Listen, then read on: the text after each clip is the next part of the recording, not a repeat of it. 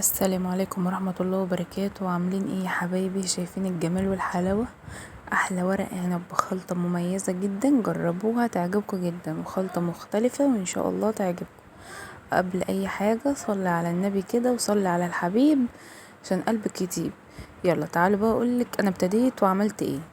جبت الاول حاجة معايا دي كمية الرز بتاعتي على حسب ورق العنب بتاعك.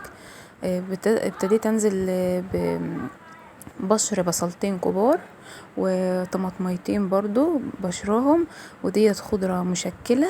كل دوت على بعضه ولا تسبيكة ولا اي حاجة. معلقتين بقى من معجون الطماطم او صلصة الطماطم عشان تديلها لون، معلقتين كبار. عندك بقى السر اللي بيخلي طعم ورق العنب في حتة تانية وتحفة جدا، دبس الرمان. هتبداي تنزلي ب3 معالق كبار من دبس الرمان، دول 3 معالق بالظبط. عايريهم كده. ولو مش متوفر عندك دبس الرمان تجيبي ليمونه كبيره، يعني حجمها كبير، وتعصريها، او لو صغيره زي دي تعصري 2. انا عصرت بقى ليمونه صغيره بالشكل دوت عشان انا كنت ضايفه دبس الرمان. ابتديت بقى ان انا اعصرها بالشكل دوت، وهبدا ان انا انزل بمكعب وفلفل اسمر وكمون وكزبره والسبع بهارات، ودي معلقه كبيره كده هرميه من بهارات المحشي. بهارات المحشي دي طعمها حكايه.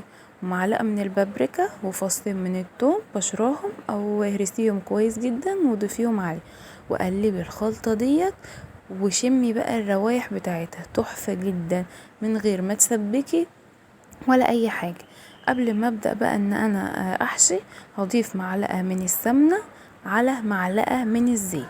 ولو متوفر عندك زيت زيتون حطي زيت زيتون، بيخلي طعم الخلطه ده تحفه بجد حكايه. لو زيت زيتون ما عندكيش ضيفي الزيت مع السمنه، بيخلي طعمها برضو حلو قوي. ابتديت بقى ان انا اجيب ورق العنب لو هو متفرز جاهز، تبداي ان انت تطلعيه من البرطمان وتشتغلي بيه. مش متفرز هتجيبيه اخضر، وتبداي ان انت تغلي الميه وتحطي ورق العنب، وتبداي ان انت اول ما يتسلق يغير لونه تشيليه. هتبداي بقى تجيبي الورقه وتفرديها زي ما انا كنت فرداها زي ما انتوا شايفين كده، وتبداي ان انت تلفي. لفها سهل جدا جدا جدا، بتطبقيها كأنك بتطبقي ورقة. اللي مستصعب لف ورق العنب لا، ولف ورق العنب سهل جدا، خطواته سهل. امشي بالخطوات اللي انتوا شايفينها دي، هيطلع معاكي احلى صباع ورق عنب. بصوا الجمال والحلاوة، الصباع عامل ازاي ماسك نفسه ومضغوط، ولا بقى مهوي ولا اي حاجة. هعمل واحد تاني معاكم.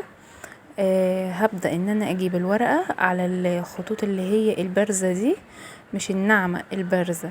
هبدأ انزل بمعلقة من الرز الخلطة اللي انا عاملاه، وهبدأ ان انا اجيب الطرفين اسويه الاول، واجيب الطرفين من فوق بالشكل اللي انتوا شايفينه دوت كده اهو. وابدأ اجيب الطرف اللي في الجانب عليه، والطرف برضو التاني اللي على اليمين نفس الشكل.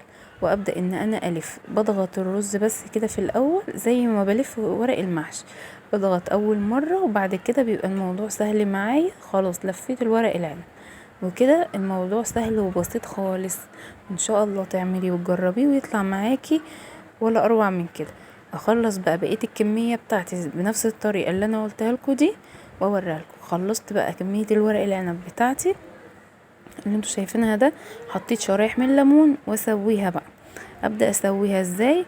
يكون معايا شوربه مغليه، يعني انا رصيت شرايح الليمون على الوش بالشكل دوت كده، وجبت شوربه فراخ، شوربه لحمه.